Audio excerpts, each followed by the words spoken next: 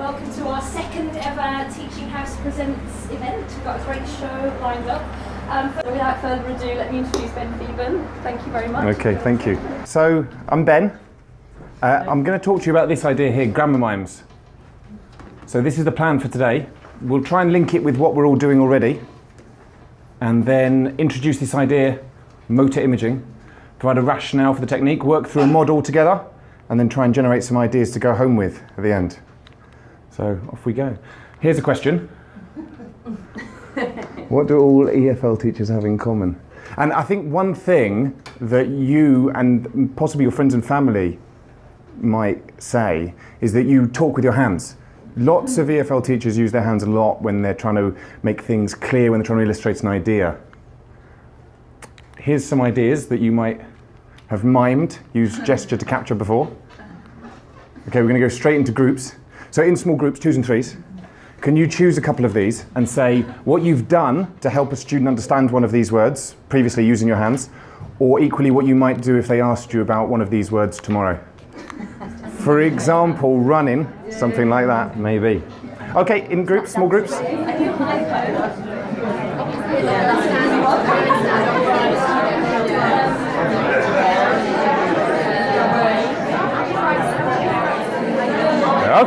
Okay, what's the easiest one? Drink, yeah. And the most difficult? And then? But it's very common to do something like that when you're talking about then, even when you're not trying to teach. Yeah, okay, good. Which one of these words am I trying to do in this video? My hand was right there when it broke and it cut me. Wow. Oh, yeah. Come on, this is how it happened, yeah. I don't know, I can hear. It's a glass ashtray, yeah. Exactly, ashtray.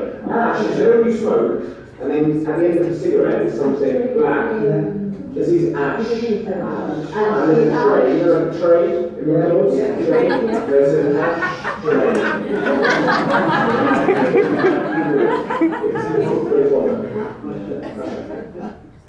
Okay, so no one knew that it was like that, but it is apparently. Okay, so it's not just us actually doing these things, doing these gestures. I don't know if you're familiar with Owen Farrell and this routine that he does before he kicks a goal. This idea is motor imaging is very widespread, got a lot of traction in a lot of different industries. Motor image is very robustly attested to in the literature. It can improve muscle strength. This is slightly understated. It can improve muscle mass, which is quite interesting. By just visualizing playing the piano, some pianists have been demonstrated to put on muscle mass in the relevant muscles through pure visualization. Very powerful technique. Movement execution accuracy and movement quality really improve. These changes of performance are paralleled by changes of the underlying neuronal circuitry. By doing these kind of structured mental rehearsals of events, just sitting down but imagining yourself doing these various things, you can improve performance dramatically.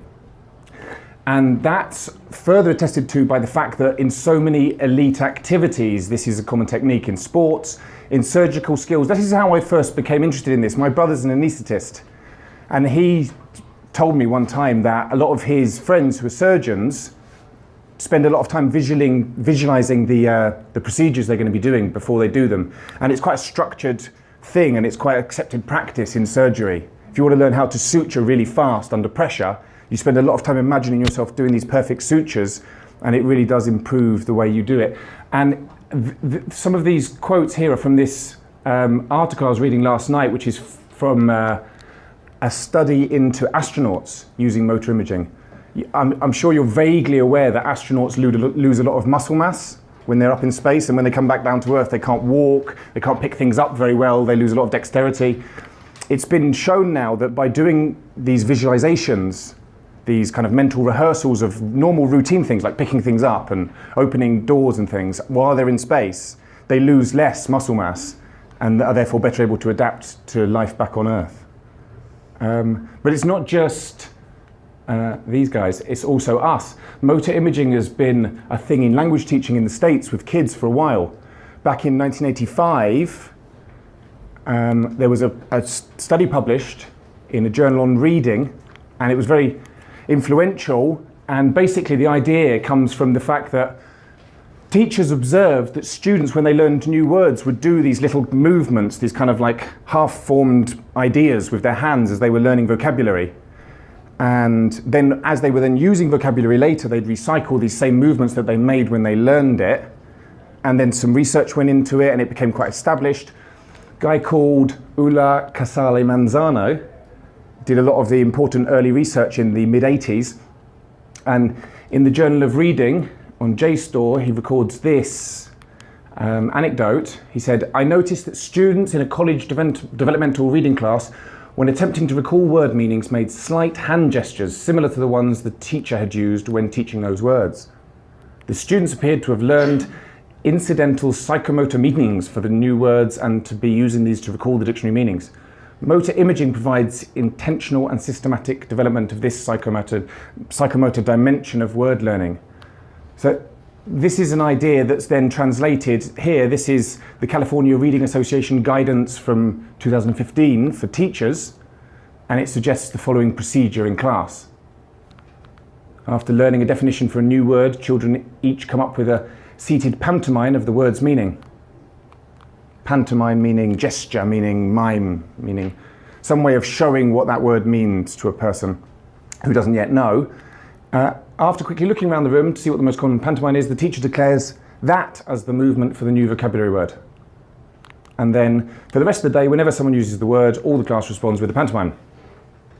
So it includes physical movement to help students remember vocabulary. This is the technique. So I was reading this book here, this one, Ulla Casale Manzo's book, and I started thinking about whether this has to be limited necessarily to vocabulary. And then I thought that we all use grammar not just for vocabulary, but also for, you all use mimes, sorry, not just for vocabulary, but also for grammar. Like, for example, how would you do the past? Yeah, and that's common to everyone, I think. Or there's certainly a lot of overlap. And what about the future? And what about bigger, or some comparative form? And yeah, I don't know, maybe starting to diverge a little bit. And the biggest. But what about more subtle ideas like the difference between used to and the past simple? Maybe something like versus. Or what about used to versus would, when sometimes the meaning is stative and sometimes it's dynamic? You might have something like, yeah, like I used to have long hair and he used to be late every single morning. Maybe. What about can versus could? Some of you may be aware of the section in Michael Lewis's book, The English Verb, where he talks about distance, the second part of the verb being about distance. Can being small and could being big, if you like. And if someone said to you, show me now, as a gesture, what would you do? And what about show me then, yesterday, in the past? And what about show me something real? Which is a bit of a challenge. But it may look a little bit like now. So gesture then maybe helps people to unlock some of these really abstract ideas. Okay, so what do you think these students are thinking about? This is grammar now, not Lexis.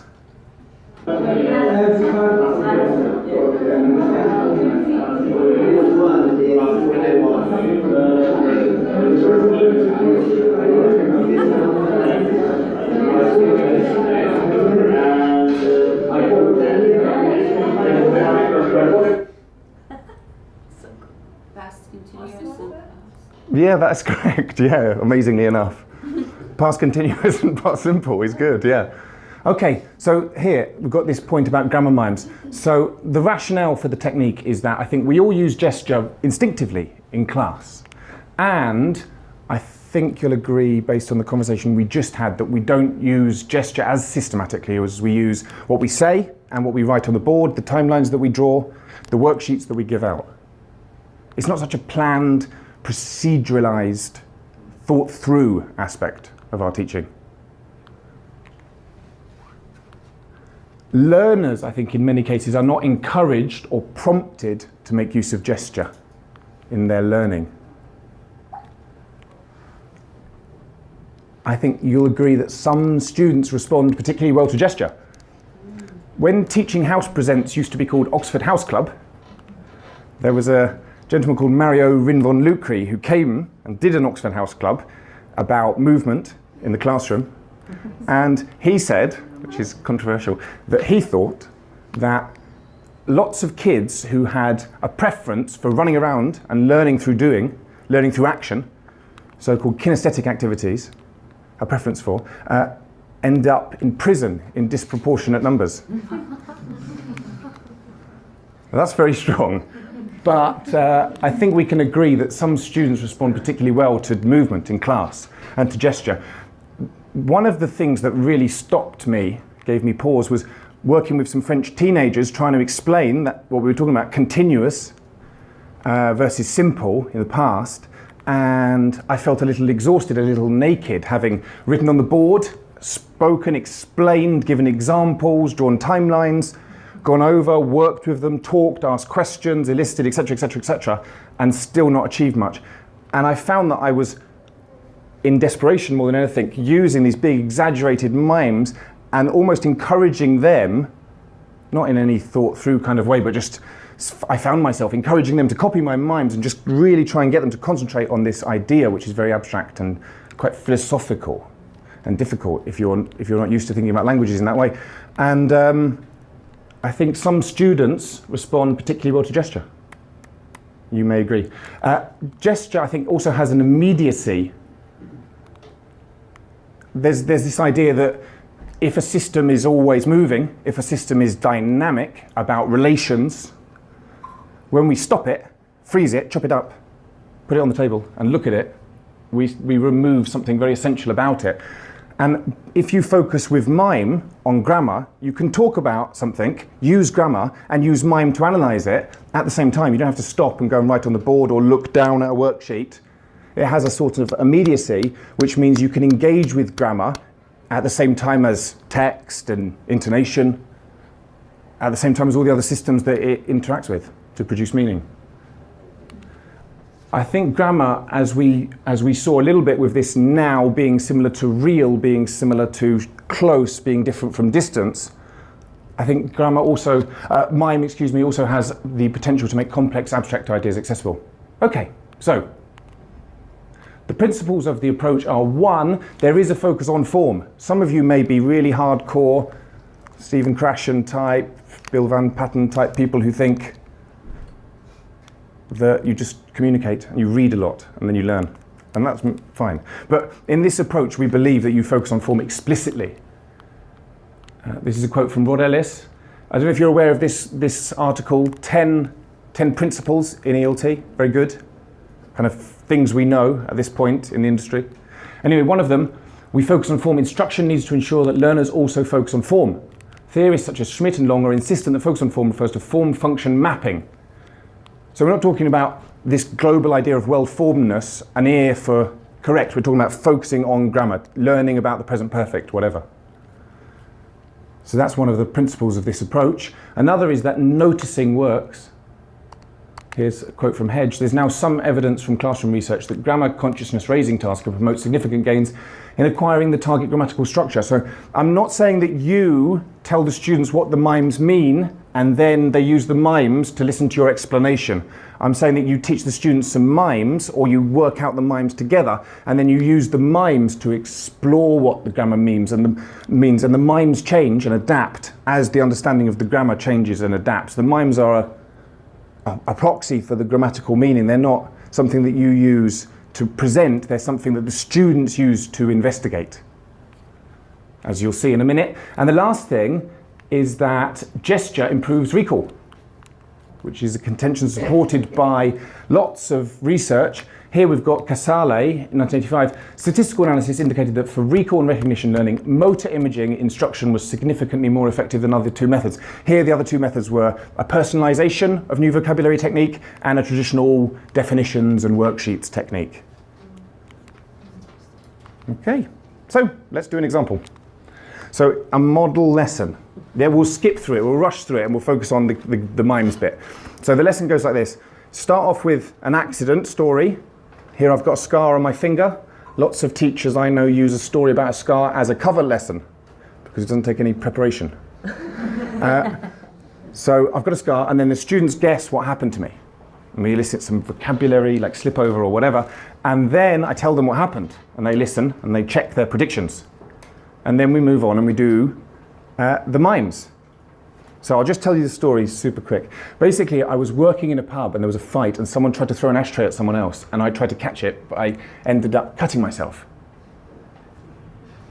And I didn't notice at the time because it also hit the other person, and I also accidentally punched that other person. So there was a lot of confusion at that moment, and I didn't notice. And there was loads of things that happened, and only much later, when I was washing my hands, did I realize that I had cut myself. Okay. So these are the Mimes. You're going to have to do this with me now. This is the bit where it feels a little strange. So everyone has to put their hands out and do the Mimes, okay? So there's 5. Okay, number 1 is like this. Okay, thank you. Number 2. Okay. Number 3. Yeah, good. And then 4 is similar but different. 4, behind the hand. Like this. 4. And 5. Okay. And again, 1 and 2. Show me. 3. 4. 5. Okay. So I was working in a pub. Yeah? And you've got to work it out. In a minute I'm going to stop. You've got to carry on though, yeah? So you've got to think. You've got to get there. So I was working in a pub, and this old guy in front of me was really drunk. He was fine. Wasn't causing a problem. Anyway, he was drinking at the bar quietly, and another guy came in, and he ordered a drink, and he was also very drunk, and I didn't like him. And I served him a drink because I was only 18, and my boss was upstairs. So I was feeling a bit nervous. And then this second guy, the new guy, he started an argument with the drunk man. And I turned round. And when I turned back, he had picked up an ashtray, which he then threw at this guy. So this young guy was a lunatic, you know what I mean? He's destructive, absolute horrible man. And he threw this ashtray, and I tried to catch it, but I missed. And then it smashed on the back of the other guy's head, and it cut my finger, but I didn't notice. Anyway, his head, the old man's head, was bleeding a lot. Good. Good. And he turned round, and he had no idea what had happened. Then he realised what had happened, and there was a fight. Controversial, that one. Anyway, so they were fighting. I went round the bar. Eventually, the young guy just ran away. And look at what he had done. Anyway, he ran away. And then I went to phone the police. And so I was washing my hands in the sink, and I was talking to the police on the phone, and I realised that I had been washing my hands for ages, when I realised I'd been washing my hands for ages, and then I noticed that I had cut myself. So my boss came downstairs, and he put a bandage on my finger. The ambulance arrived, and they gave the old man some stitches, and then I went home, and the next day I came back, and the old man was there again, and he was fine. The end. Okay, good. Okay, and then we say, what are the Mimes? Now, there's loads of different ways of doing this bit, and it's just like when you say, okay, now we're going to do it on the board. It's just the same. It's up to you. You can do that bit in a million ways. So this is when we focus on language, when everyone concentrates on language. And you might not even have that step. But if you want to have some formal focus on language, analyze form, name parts of speech, name structures, fine, very good. You just do that then. You say, for example, you say, show me number one. Give me an example from the story. He was drunk. He was drunk. Yeah, and then what's the form? And there's a subject plus was or were. And give me an example of number two. I was, and so, or not, and you can talk about it at that point or not. That's up to you. That's a choice that you make as a teacher, right? And then obviously, you put the students in groups and they produce a similar text. They talk about an accident. Maybe they make it up, maybe it's real. You know the drill with speaking practice. You'll find out later. And they use the mimes to help them focus on the accuracy to control the grammar during the production. That's the idea. So this something like this. Obviously, this is not a rule. The idea is that this technique is there. It's a tool for you to use. But I don't want anyone feeling, obviously, like this is a rule. But you may want to do it like this. Set the context, which is accidents in this case, and then present the text, which is the story. First of all, do a comprehension task. Then introduce your mimes. Now, I'm saying if you think that noticing or awareness raising or consciousness raising tasks work, and I really do, that you don't tell them what the mimes mean when you present them. You just have to put up with that really weird awkwardness and hope everyone laughs rather than cries at that point. Yeah? And then they do the text again with the mimes like we just did, and they work it out. Maybe some of you are going to just tell them, this is the past simple, this is the past continuous. Okay, if it works for you, fine, of course, it's yours, take it. But try it like this, please. And then the rest, yeah, fine. You talk about it if you want to, as much as you want to, with as much meta-language as you want to use, and then they practice in groups. You wouldn't leave out the practice, would you? Okay, good. Okay, so next, here we've got your mimes. So obviously these mimes, these are my mimes. What about you? And that's fine, everyone should be different. And if in your class the students don't like your mime, they prefer their mime, that's better, isn't it? Because what makes sense to them matters more. So let's generate some ideas. Let's benefit from the combined experience. How many years do you think we've got? I've got 9, I think. Let's benefit from the combined experience of the group and come up with some ideas to go home with. So this is just starters. Please go past this or ignore it. That's fine. These are just some common areas that I think teachers often illustrate, explain, present, clarify, focus on, whatever you want to call it. So for example, accountability. What might you do? Say you were telling the students how to cook something, how to make a cake. And while you were explaining the recipe and the procedure and talking about the ingredients, you did a mime for countable and a mime for uncountable nouns. What would they be?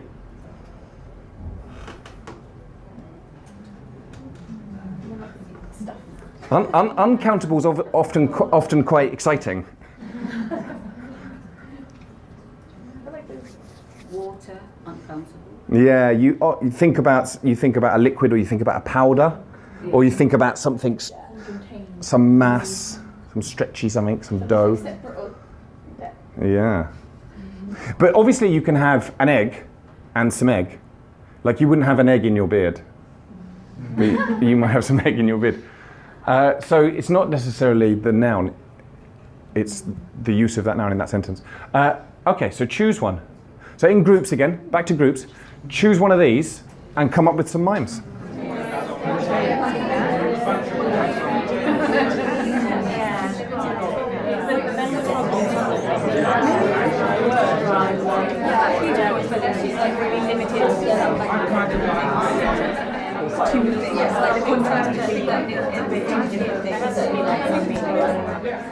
Okay, let's have some ideas. So which one? Choose a number.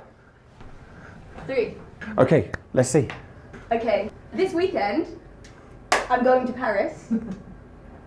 I'm probably going to eat loads of cheese. I love French cheese, and there's so many different kinds of cheese that I haven't tried yet. I'm staying in a really cute hotel really close to the Eiffel Tower, and I think I'm going to go to the Louvre. I've never been there before. I've been to Paris before, but never to the Louvre, and I think that'd be a really, really good thing to do, so I'm going to do that, I think. I'm meeting a friend there that I haven't seen in ages. Can I stop? Yes. Thank you, Katie. Okay, good. What's this? Present continuous for arrangements. Yeah. What's this? Going to for kind of like going to plus verb for like sort of intention. Yeah. Or something like that. Tour de force. Okay, good. Okay. Brilliant. Okay, choose another number, one more. Let's do one more. 8. Okay, 8. Let's see. You, he must be Yeah? that person, or but then you would have to distinguish between he has to be or he must be, so you might make one stronger than the other. And then for he might be, could be. I like it. Thank you. Okay, Paul. That absolutely begs a question, which is hand gestures are complemented, I think, by facial expressions. Very nice. That's what I just noticed there. The could be. Yeah, very good. The could be, because you can put a Yeah. could be expression on Eyebrow gestures. Yeah, exactly. Hand expressions. Hand dances. I think they complement each other. Yeah, it's the same. It's very similar, isn't it? Yeah, I think like some of the research goes a bit dark actually. There's a lot of the research which goes into psychosis and neurosis, and a lot of the research shows that when you hear certain words or you're supposed to certain things, you make certain tense, very subtle things, not big, but certain tense gestures, movements with your body that you then constantly do, and that is the thing you've got to break through therapy to get past the phobia. So I think it is your whole body very much so. Yeah, I don't think it's like, for example, my brother.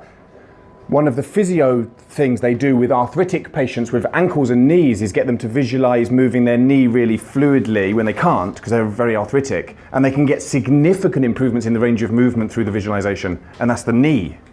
So the hand, the face, the knee, yeah, that's it.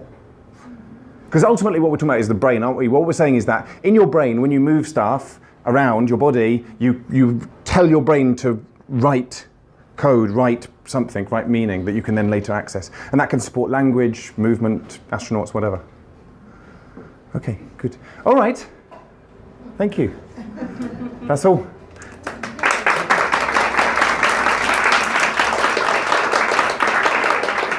Okay.